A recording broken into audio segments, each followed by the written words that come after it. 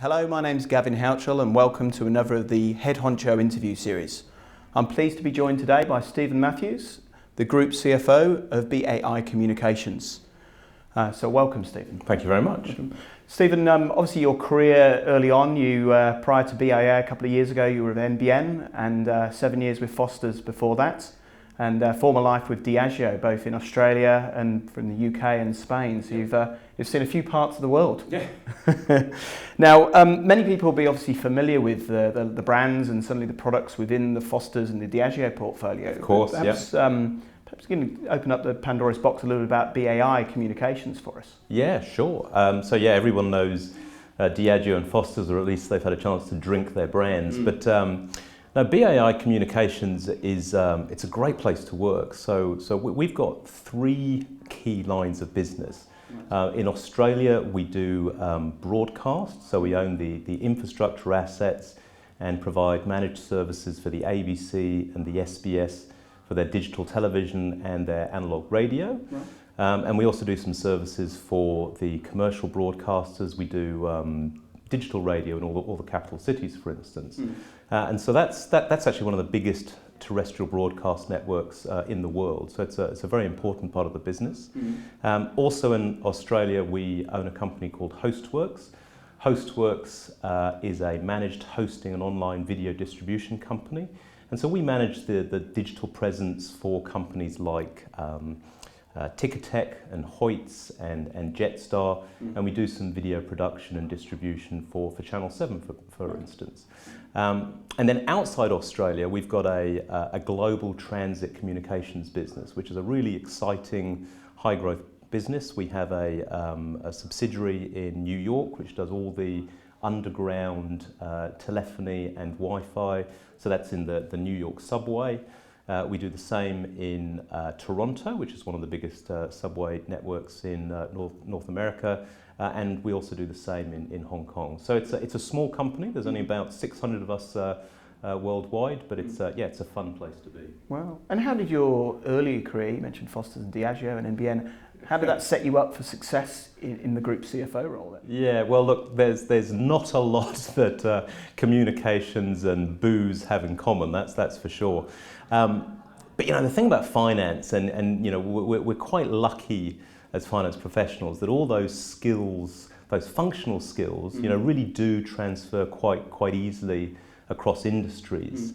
So yeah, I mean, I was lucky with Foster's and with Diageo that I got the chance to do sort of traditional planning and reporting roles and financial accounting roles. With Foster's, I did a lot of the sort of heavy lifting, tax and treasury and financial statements. I had a chance to do some strategy and some transformation work. And all those skills you can transfer from industry to industry, and particularly in a small company, you tend to have to draw on all of those skills. So yeah, I mean, functionally, it's great that we've got skills that are transferable, but all the soft skills, the leadership skills and the team development, and even the sort of working cross borders, different countries, you can take that from one industry to another. And did you find, certainly as a search consultant and careers advisors, that there is a heavy emphasis on the pros and cons of different industries? How would you advise somebody that's coming through their career that's looking to, you went from FMCG to infrastructure to more of a technology-based business. Yeah. How would you see and advise people that make those moves? What are the pros and cons? Oh, look, in my case, I'm not sure it was particularly logical, but after 20 years in one industry, I really wanted to do something different and challenging and motivating and complex. I felt this strong need to learn something new. I mean, the story, I'll tell you the story quickly. I mean, I'd left Foster's, I had a role with another FMCG company, I hadn't started there yet, and I had the chance to go and meet the leadership team at the National Broadband Network, and I came out of that meeting and my head was buzzing, I hadn't understood half of what they talked about, and I went home to my wife and I said, I've got to work there. I mean, this place is just so exciting. I mean, a sort of sense of fear of what would it be like to really discard everything you know and try to learn a new industry?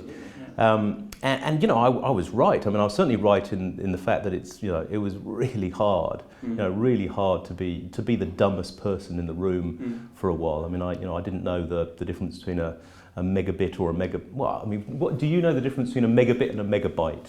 One's bigger. That's about right, actually. But I didn't know anything, so I don't know if it's advice, but I suppose my philosophy, what really, what I really enjoy is learning new stuff, and for me to have the chance to go and learn a different industry was a privilege, and I think the more experience you can build within your function and across industries, then the better set up you are for the next phase in your career. So that's the simple advice, but don't expect it to be easy. And I'll add one more important point is, I went from being a group CFO to a deputy, and I wouldn't have got the job, at that same level. So, I think it's really important to focus on, not the title and number of direct reports. Actually think about what skill will I be developing, and so that that's the advice I'd give. That sounds wise. And thinking back to obviously BAI's infrastructure assets and quite a complex network, no doubt. That's an important for you and your customers. What do you apply in respect to the people assets? So as an organisation, and what do you bring to the table from past experience around guiding people, if that's attracting, developing or retaining people? It's a good question, and I think I think the sort of the simple and sort of obvious response is that the number one priority for a CFO, and I'd argue for any executive, is to build and develop a strong team. And I know that sounds obvious, but time and time again, I've seen examples, or I've gone into roles and found teams which weren't working, and usually not because of the individuals, but because you had the wrong people in the wrong roles, or they weren't clear on their accountability, or some of the relationships had broken down. So for me, my number one focus has always been to get the right people in the right roles, with clearly defined responsibilities.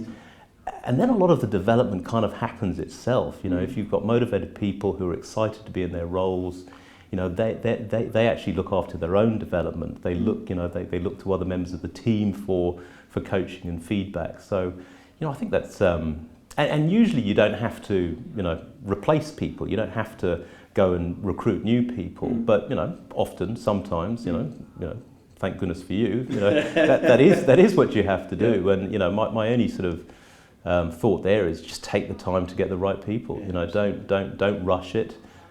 Just make sure that you're recruiting individuals with potential and who are sort of curious and motivated. And if they're a bit short on experience, you can build that.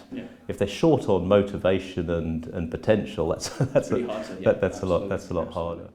So if you were to turn the mirror on yourself and were perhaps would reflect on something, advice you'd have given to yourself 10 years ago, what would that have been? Oh, that's a good question. I mean, I think the advice would probably be to the sort of the point that I was making earlier, which is, as you think about your career and as you think about how you want to develop, don't always go for the next big move, the next promotion. Don't always focus on what you necessarily like or you're good at.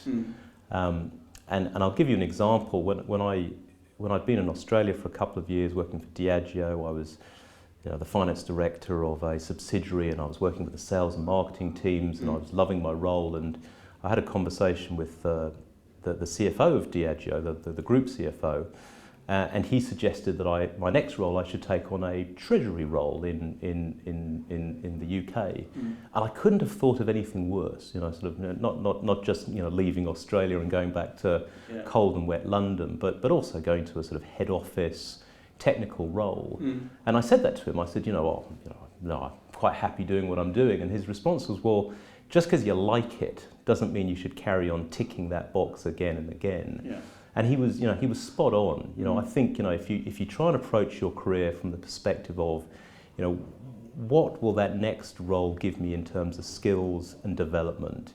Because a CFO today needs to have strategy and M&A and transformation, but they also need tax and treasury and accounting. So build that full set of skills, and if you approach your career from that perspective, then I think the rest will follow. Absolutely. Well, thank you so much for those shared insights. Look forward to seeing maybe in 10 years' time where you're sitting. Thank you very much indeed. Good man. Thanks, Cheers. Stephen. Cheers.